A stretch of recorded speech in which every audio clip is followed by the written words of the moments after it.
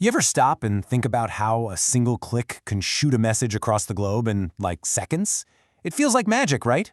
Well, that's the power of computer networks. In this explainer, we're going to pull back the curtain and demystify exactly how that magic works, all the way from your Wi-Fi router to the massive web that connects, well, pretty much everything. All right, so here's how we're going to tackle this. We've got 5 main stops on our tour. First, we'll cover the absolute basics, what a network even is. Then we'll zoom way out to look at the global internet, and finally, we'll bring it right back home to how you actually get connected. All right, section 1. Let's get right to it. What even is a network when we talk about computers? And more importantly, why does it matter? I mean, this thing is basically the invisible backbone of our entire digital lives. Think about it. Sending an email, streaming a movie, buying something online, how does any of that actually work? It all comes down to networks. It seems like this impossibly tangled mess, but trust me, the basic idea behind it all is surprisingly simple. So here's the official definition. But really, at its core, a computer network is just about one thing: sharing. It's what lets a bunch of different computers all talk to the same printer, or how you can zap a photo from your phone to a friend on the other side of the world. It's all about letting devices talk to each other and share stuff securely. Okay, moving on. Now that we've got the basic idea down, let's talk about scale, because networks come in all sizes, from the one in your living room to, well, the one that covers the entire planet. First up, we have the LAN, or Local Area Network. This is basically your personal digital bubble. It's the network that connects all the gadgets in one specific place, like your house or your office. Your phone, your laptop, your smart TV, they're all part of your LAN. And then if you zoom way out, you get the WAN, the Wide Area Network. Now this is the big one. A WAN is what connects all those little individual LANs together across huge distances. We're talking cities, countries, even continents. It's the reason an office in New York can talk to an office in Tokyo. So, you can really see the difference here, right? A LAN is small scale. It just needs some Wi-Fi or an Ethernet cable.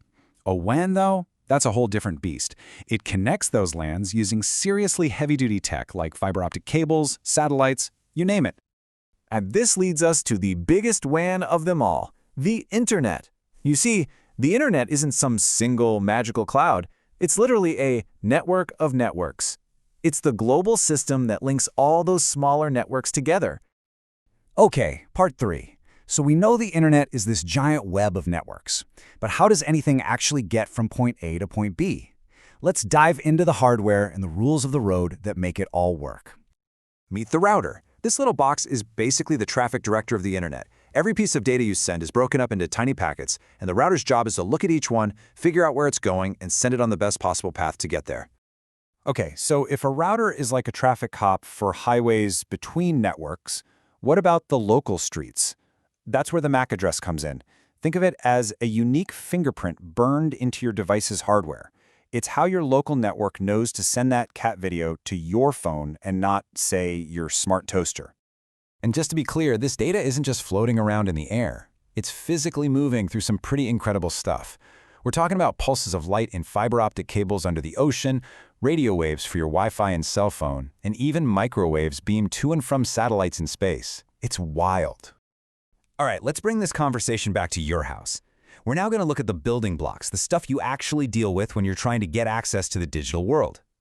First, the ISP, or Internet Service Provider. This is the company you pay for your internet. Your Comcast, your Verizon, your AT&T, they are your personal on-ramp to that huge global network we've been talking about. Next up is a word you hear all the time: bandwidth. All it really means is how big your internet pipe is. It's measured in megabits per second, or Mbps. The bigger the number, the wider the pipe and the more data can flow through at once. It's why a 500 Mbps connection feels so much faster than a 25 Mbps one.